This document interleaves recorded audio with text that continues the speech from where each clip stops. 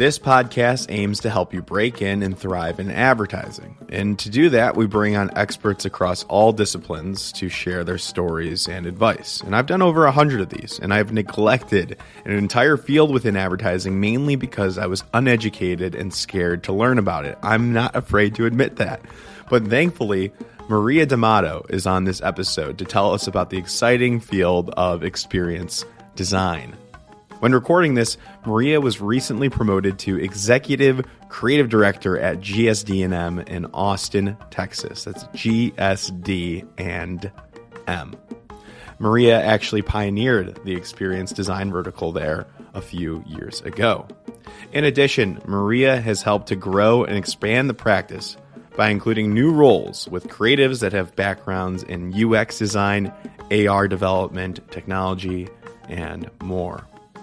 But interestingly, Maria and her team won the CSS Design Awards Website of the Year for her work on the VR game Echo, which stands for Enhanced Cognitive Human Ops for the U.S. Air Force. And with the help of a cognitive professor, Maria and her team developed a fully immersive online experience illustrating the ingenuity and powers of a well-trained airman. It's one of the most uniquely captivating online experiences I have ever had. And now I know that I'm not destined to become an airman, at least while I do this podcast. But if I were, it would be called Breaking and Entering the Sound Barrier. That would be a cool podcast name. Experience Design could call your name this episode if you are innately interested in creativity and technology experience. Websites, VR, AR, NFTs, and the metaverse are rather large concepts, but they are avenues you cannot ignore. You might not know it, but the older audience will recall when agencies were writing off social media. They said it was a fad and that we should stick to the basics. We all know how that ended up. So, suppose you would like to learn more about experience design, GSD&M, or any other burning questions you might have for Maria. To do that, to answer those, you got to head over to our Instagram at Breaking and Entering Pod. All one word, at Breaking and Entering Pod. You can see how to connect with her there. And a secret tip, she has resources there listed just for you that will keep you sharp and ahead of the game. So visit that Instagram page for that. Now, on with the show. This is the Breaking and Entering Advertising Podcast, and as usual, I'm your accomplice, Gino Schellenberger. Kick it, Mikey.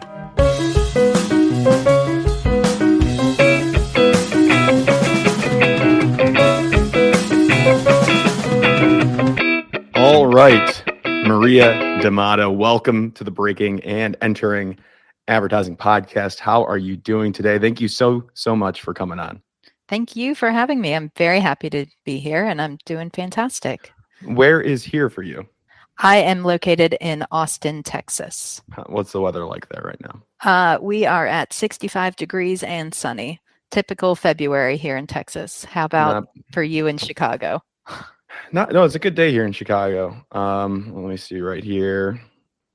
54 degrees. So I should be outside. Bad. Very great day. Yeah, it's starting to look better. But I appreciate you coming on from Austin, Texas, because you are the Executive Creative Director at GSD&M, which is a great agency.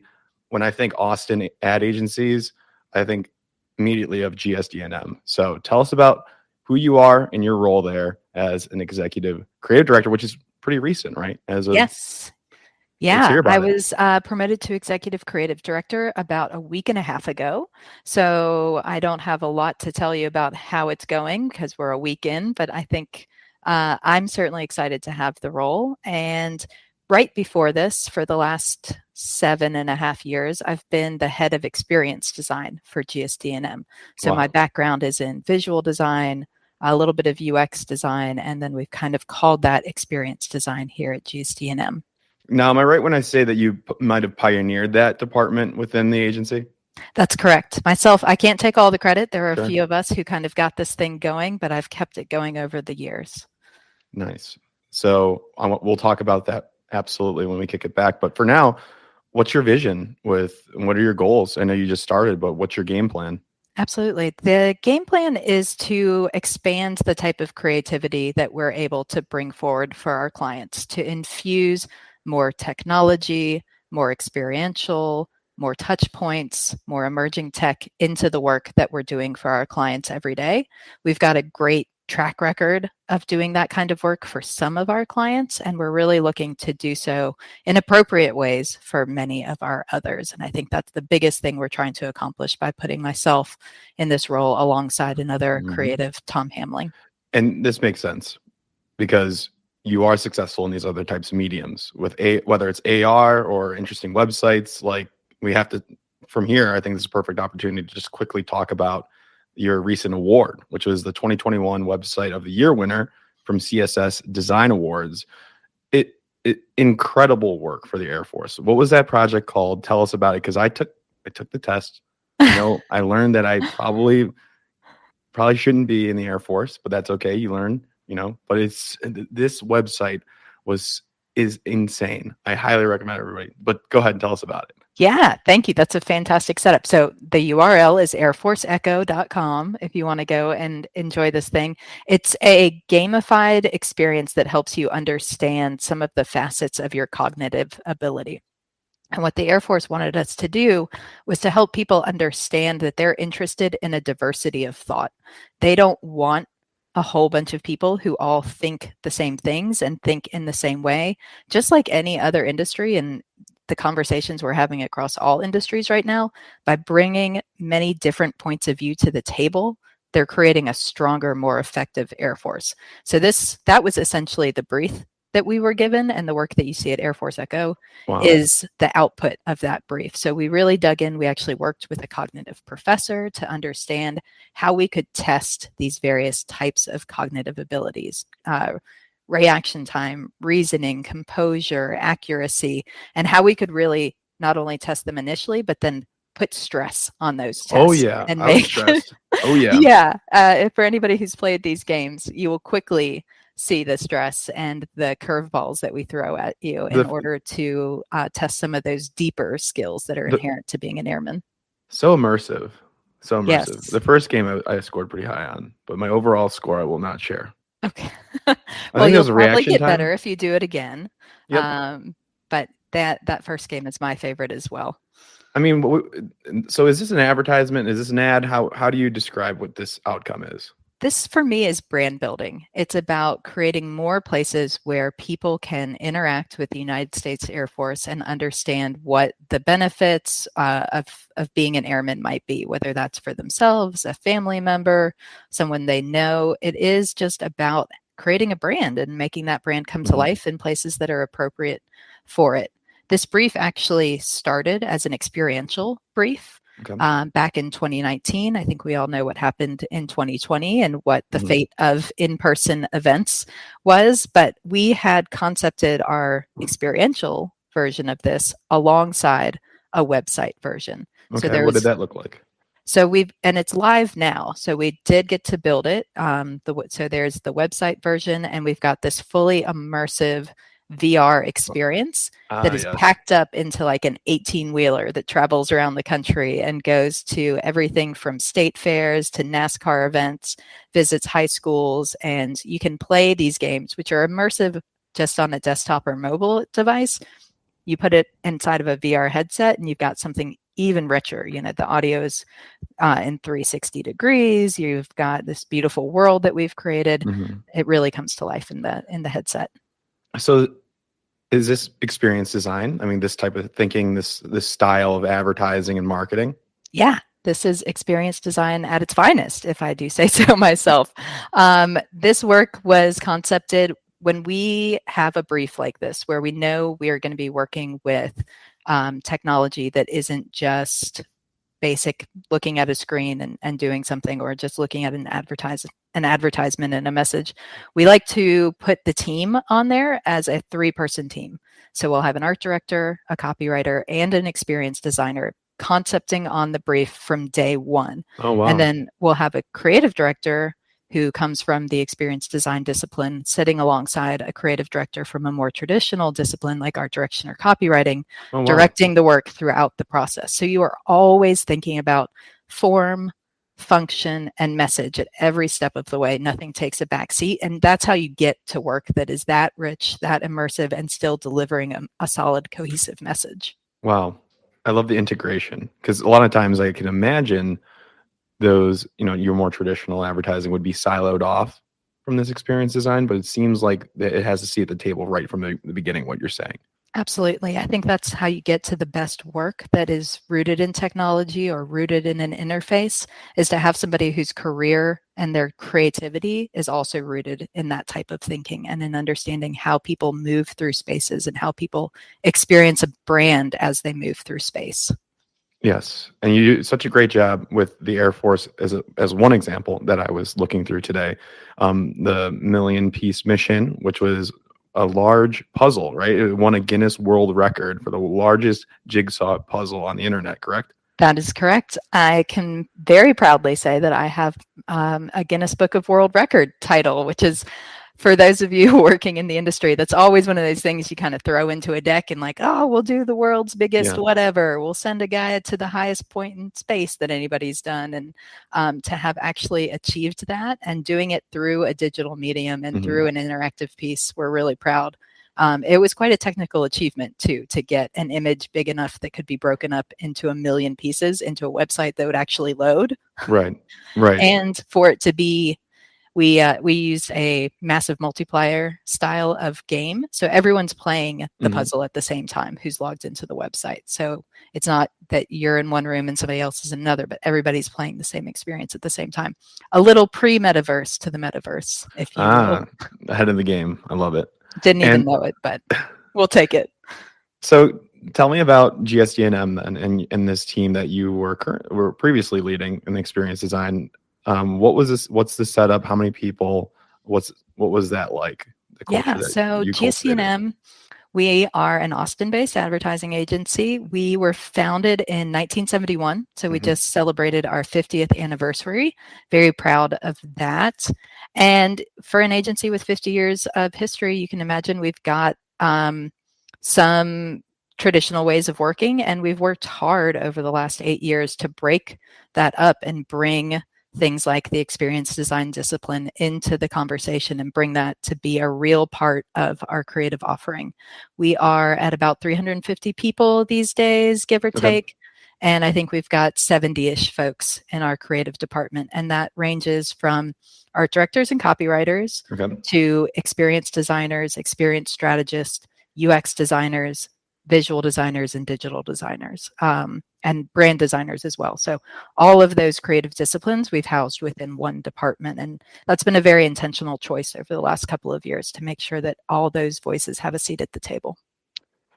I'm going to make a note here that we need to talk about, how an entry-level person would break into these roles here. But before we do that, and we talk about, how the advice that you have for people to get into this new, interesting realm that I personally haven't discovered very much of within this podcast and my own side missions and side projects. So we'll talk about that. But before we do, we need to figure out how you got into the industry. Yeah, absolutely. So my path has been a winding one. And when I got into the industry, experience design was not a discipline. I started as a visual designer. I did brand design, logos, identity, that kind of thing. I did go to the Creative Circus and was there the first quarter that they had an interactive discipline. So I took one class that was related to interactive, and just my career kind of angled in that direction. I did a couple of internships in Atlanta, one of which came through my professor for that one class. He offered me an internship. I was clearly interested in that space. And it was a space that, your average art director, copywriter wasn't as excited about at that moment. So being passionate about it kind of got me that internship. But I would really say my opportunity to break into the industry came via someone who was on your podcast quite recently, Luke Sullivan. I knew I wanted to get out of Atlanta. It's an amazing city, love it. But at the time, there wasn't a huge creative community like there was in Austin. I also had, I started Creative Circus when I was maybe 28. So I wasn't, excuse me, I wasn't trying to go to New York or LA and kind of do the, sorry. You're good. Do the junior designer salary, living in an apartment with a bunch of people lifestyle. So, you didn't want that? No, it didn't sound enticing to me at 30 years old. Sure. I was ready to have a different style of life, and Austin offered that. So I came out here for a 1-week trip and had my book ready to go, had emailed every agency in the city that I could find a contact person for, and had all these interviews set up. One of the people who I had cold called on was Luke Sullivan, and he let me in the door at GSD&M, and I talked to him for about 15 minutes here, and he also introduced me to a gentleman called Mark Farino, who is leading our design group. We had a great conversation. He pulled in this other person. We looked at my book. They loved it. They didn't have a job for me. So I took a job at an agency down the street and did that for a while. And then GSD&M gave me a call when they did have a role. So creating those connections and making an impression, while it wasn't the thing that got me my first job, it was the thing that got me my most important job. Love that. And I always say to students and recent or anybody looking to break in is make those connections really early as possible. I was at a career conference here in Chicago Friday, and there was a freshman in college there. And I was like, "You're a freshman. What are you doing here?" And then I remember that is so incredible that you're here so early. You're making connections early on. Usually you're not going to get a job. Yeah. You're not even close. No. In the frame of college. But I mean, I was so impressed by that because you make those connections early. You never know how it's going to wind up down the road. So that person's going to be successful. Yeah. I guarantee it. Yeah. If you I gave him the MVP award. Amazing. You got the MVP award of all the people I met. But back to you here. So I want to know real quick, what was Luke's role at the time? Oh, what was Luke's role at the time? I think he was an ECD at the time. He was. Now you're there. Yeah. Full Isn't that incredible? I would not have expected that back then. That has been an amazing progress. Yeah, he was only here for maybe 6 months after I landed before he left to take his role at SCAD. Gotcha. He's no longer at SCAD. Yep. But, okay. So and I want to go back to that first internship that you talked about. You said not everybody wanted this interactive role, but you're open. You were so open to this. Your openness and you're willing to try new things here was really important in your career. I mean, and it seems like that's been a theme overall. You know, your ability to adapt and look at these different mediums has been foundational for you. Absolutely. That's very true. I think it's a natural, innate curiosity that I have. You would be hard pressed to find a topic that I wouldn't be perfectly happy to get a 4-year degree in. I want to know everything there is to know about everything, which advertising is a great career for people like that because you kind of really get to dig into industries. And then if you couple that with an interest in technology and emerging tech, there is always something new to learn, something interesting to uncover, something that you don't know about because it didn't exist a year before. So I've had that innate kind of curiosity and desire to go towards the new forever. And it's also a little bit is just the way that my brain thinks about creativity. I have a bachelor's degree in metalworking and jewelry design. Wow. And that's a kind of creativity where there is no differentiation between form and function. You have to think about the visual representation of a piece right alongside how it works. Sure. And I think that has really influenced my advertising career because I can't think of just a message. I have to also think about how it's delivered. What is the experience? What are the touch points? Can we move people along a journey? Can we move them through just one piece of communication? How can we make something that feels flat come to life? So it's a couple of things that are going on in my brain that are just inherent to who I am and how I think about creative problems. That is interesting. Metalworking. What did you do before Creative Circus? I sold office supplies, obviously. Yeah, it was time to switch over, and it worked out. Yeah. What are you most excited about then? If you're always if you're always looking into the next new thing, is it the metaverse? Just real quick, what are you studying, finding interesting? Yeah, what I'm studying is definitely the metaverse and looking at what are the places that our brands can get into that space in an appropriate way. Which of our brands is it the right call for them to be in that space? what are the places that already exist that maybe we can talk to our audience within those spaces? What are the emerging places, and trying to get ahead of those? I think you're going to crush it for your clients. I mean, just dealing with just going through that experience with Echo. I mean, I could see an easy integration for the Air Force, or I don't know what your current clients are, but I think if somebody's going to lead the charge, it's going to be you there. So, well, thank you. I like to think so, and that is definitely an area that we are actively exploring and really passionate about. I also think the potential of AR is massive and will continue to be an important part of the landscape. We've really kind of reached the point where, because of Snapchat and Instagram, like AR is a daily thing that people are interacting with, and will continue to be a really important touch point. And I think we've just scratched the surface of its usefulness. And I'm really fascinated by that as well. So metaverse is kind of the emerging tech world, and AR, I think, is pretty well established, but so much potential there to continue to play in that space. What's an example of some AR that you've worked on recently? Sure. The most recent piece is something called Command the Stack, which is the world's first mobile AR flight simulator. Very proud of this one. It's based on this idea in the Air Force where planes and aircraft operate within one of three different heights.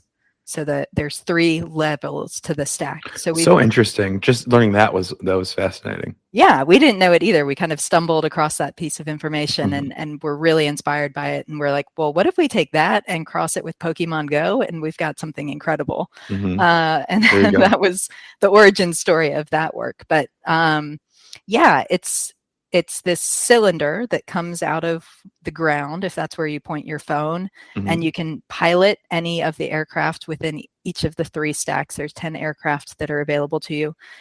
Obviously it's AR, so you can get really close. You can see every single detail of these aircraft is accurate and perfect, down to the sound profile that they made. You've got aviation nerds who are absolutely going to listen to those things and would know, that's an F-15, not an F-16. And they'll let you know. My friend Sean Kinder will let you know if there's any inaccuracies. Exactly. So we took great care to get everything perfect, and we're really proud of that experience. I think there's something interesting about AR in that you are participating with it in your own environment. Yes. And so there's something inherently personal about these experiences. It feels different to do something with a brand in your bedroom on the floor there than to go and have an experience at an event. It is intimate. You're bringing a brand into your home literally. Exactly. Whereas VR or metaverse, whatever you want to call it, you're going there.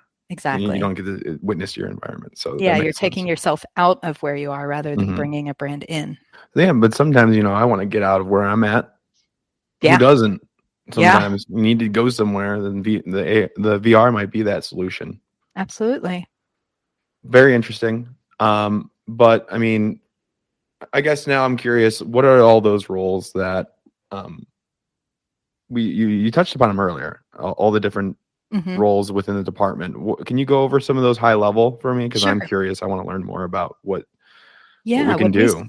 When we started the experience design discipline here, we were very intentional about leaving that name a little bit vague and a little bit broad, so that we could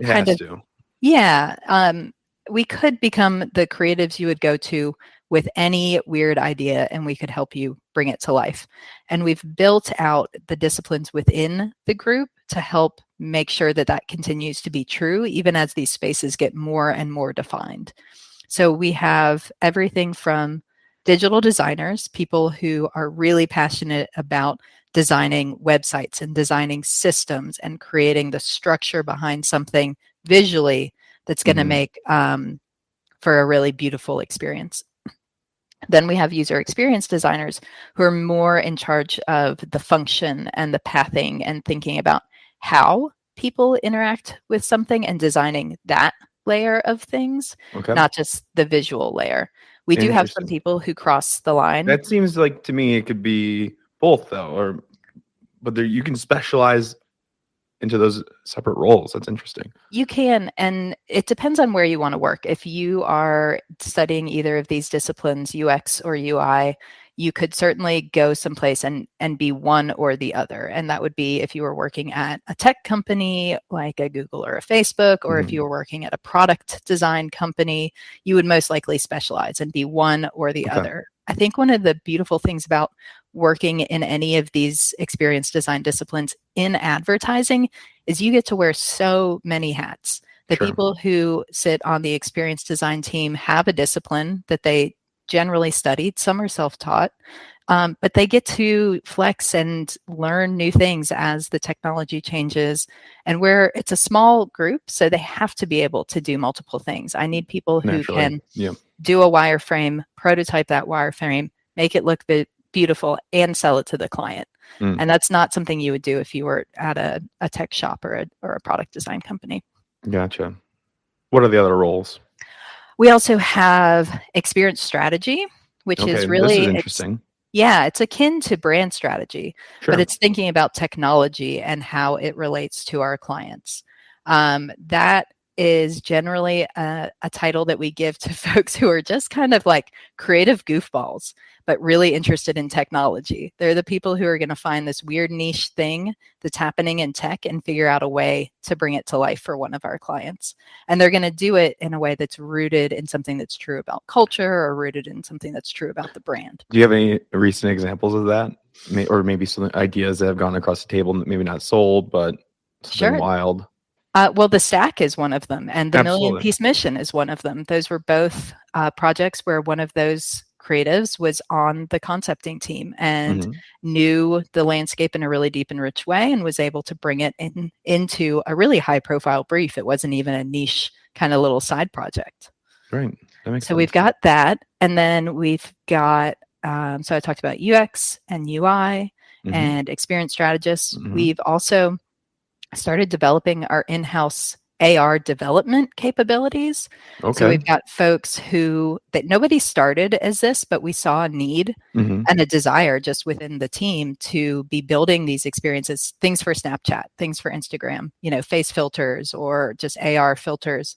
And we wanted to be building them ourselves. So we got the team to learn, some of the team to learn how to do it. So we've got technologists in that way. And then we've had art directors who happen to be interested in technology. Know how to do it. Yeah. And we've got copywriters on the team, folks whose discipline is writing, but who have an interest in the more technical side of things, but who can also tackle a creative brief and bring that to life. Gotcha. So who are we talking to right now? The people that clicked on this episode for a reason. So who are these people? What are their characteristics? What do they look like? What are their skill sets? I think we're talking to a group of people who are interested in technology, who are interested in the ways that brands can come to life in non-traditional mediums, in AR, in VR, in the metaverse. Sure. You can't ignore these things. No, they are absolutely part of the everyday landscape for many consumer groups. And that will continue to be true and grow and expand. I feel like we're at this moment right now, which would have been probably 10, 12 years ago. You could have been sitting in a conference room in any agency in the country and hear somebody say, this social media thing is a joke. I don't need to pay attention to that. And you're hearing people say that right now about the metaverse. And I wouldn't bet that they're right. I would bet that they're wrong. So I think the people we're talking to are people who also are really interested in what the metaverse is and how it could be brought to life for a brand. And maybe they don't understand what the role of that is in an advertising agency, but maybe they've been exposed to some of this work and are wondering how to get there. Nice. So what is your advice then? I think there's a lot of ways into this world. I think you have to be passionate about the space. Otherwise it's a waste of time to pursue it. Passionate, curious, hungry. Exactly. But what do they need internship experience? Do they need to be sitting at home figuring out how to code? Like, what are the actual skills, like the hard skills? I'm very curious because I know all of is this something that you can train on the job, or do you recommend they go to school for this? What are you looking for when you're hiring, whether it's junior talent or people that have experience already? I'm very curious. Totally. And the answer, like almost all of my answers, is going to be it depends. Sure. But we have hired people who've gone through like rigorous 1 to 2 year UX programs. We've hired those people. Mm-hmm. We've hired people who are completely self-taught UX designers. We've hired people who went to a portfolio school for art direction, but have really interesting creative ideas that are rooted in technology. Sure. We've hired people who are just dabbling in this world, but had interesting experience in other fields. And we saw that they were crossing those lines. So I'm always looking for multifaceted people who have some level of expertise in one discipline and an inclination or a secondary level of ability in another discipline. So perhaps you're a visual designer who dabbles in UX, or the other way around, or you're a strategist who happens to be really super interested in technology and knows a little bit about code. Those are the kind of people who are going to thrive on a team like the experience design team at GSD&M. Love that. So there's a lot of ways in. You could go to school. You could be self-taught. You could have experience from another industry. All of those things will get you in the door. Just like any other creative job, it's about your book, and it's about how you present yourself, and it's about the power and quality of your ideas. Yeah. What do you want to see in what makes a design, UX design, experience design portfolio different than your standard copywriting or art direction portfolio? Sure. If you are an actual UX designer, there's going to be a lot more information on your website about your thinking and how you got to the decisions that you made. What was the information that made it that clear that the decision you were making was the right decision? Okay. So UX portfolio is going to look quite different than an advertising portfolio. That being said, an experience design portfolio is going to look pretty similar to an art director or copywriter's portfolio. Okay. For me, as somebody who's managing these people within an advertising agency, I want somebody whose main focus has been on ideas. And that's what I'm still really just evaluating on ideas and the presentation of those ideas. I think those two things, one is a little bit more important, but if you can't talk about your work in a succinct and clear manner, that's something that has to be learned or taught. Gotcha. Interesting. I was looking through your portfolio, and it's amazing. Is that something like we can share with everybody? Sure. Do you recommend modeling like pretty similar, like that many campaigns, or for? Oh my goodness, I don't know about that. I try and keep my portfolio up to date, but I have not spent much time editing it over the years. So I've almost been thinking about my portfolio as a repository of my work, which I would not recommend for someone who is fresh out of school and trying to get a job. I think if you are younger and getting into the industry, a refined selection of your work is much better than a large body. Pick the very best of the best and put that forward. Creative directors are only going to look for less time than you want them to. I guarantee that much. So make sure that no matter what they click on, it's exceptional. Yeah. I mean, we recommend 5 to 6. 5 to 6. No more, no less. Those. Yeah. Don't follow my lead on that one. Well, it's good to know, because people would, they might want to model after that. So we appreciate that. Yeah. Anything else? Any other resources or any other advice that you've thought about, leading up to this? I know we rescheduled, so I appreciate your flexibility. But anything else you want to talk about advice-wise before we talk about the resources you have on the top of your head? I think if you're finding yourself to be passionate about this space, go and look at the work that's being created. Dig in, figure out how people are bringing to life technology for brands.